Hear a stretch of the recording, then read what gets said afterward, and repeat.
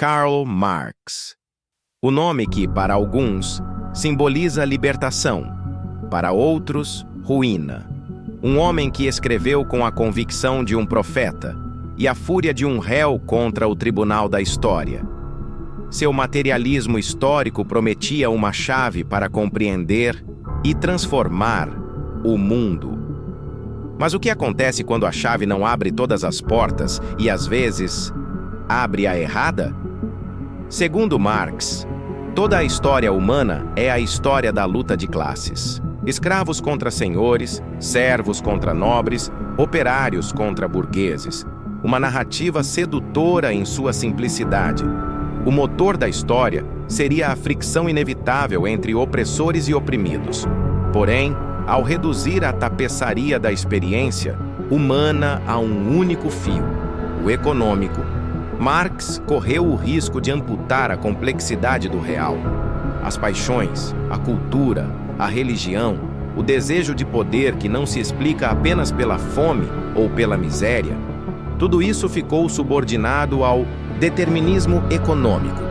O problema não é que Marx tenha visto conflito. Ele tinha razão em apontá-lo. O problema é que ele fez dele o alfa e o ômega da história.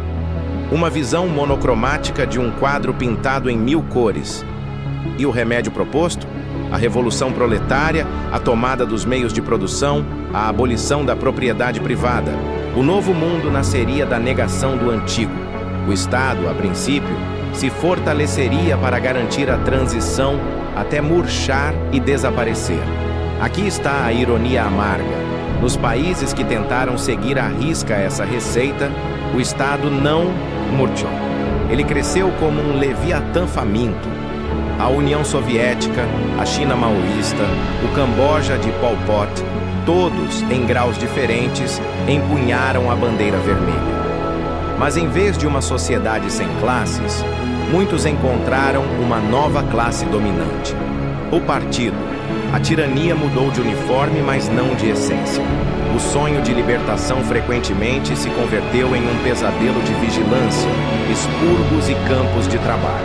Mesmo a ideia de alienação do trabalhador, central no pensamento marxista, levanta questões.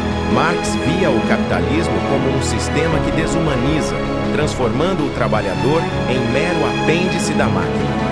Mas será que a alienação desaparece quando mudamos o regime econômico? A experiência do socialismo real mostrou que a alienação pode apenas trocar de máscara, do mercado para o Estado, mantendo a mesma sensação de impotência. No século XXI, o legado de Marx ainda pulsa. Críticos e admiradores concordam.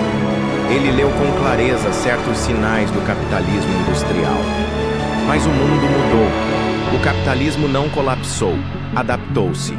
A classe trabalhadora não marchou unida em revolução global. E as sociedades mais prósperas não foram aquelas que seguiram seu plano, mas sim as que combinaram liberdade econômica com instituições democráticas, mesmo imperfeitas.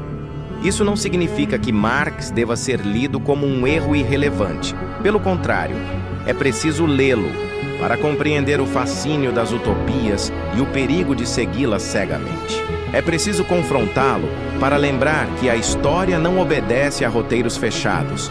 Ela é escrita por humanos, e humanos, com ou sem revolução, continuam sendo criaturas de desejo, poder e vaidade. O que resta, então?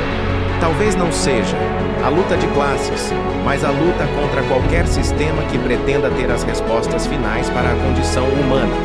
Pois toda vez que um homem declara ter descoberto o caminho inevitável da história, a liberdade, quase sempre, é a primeira.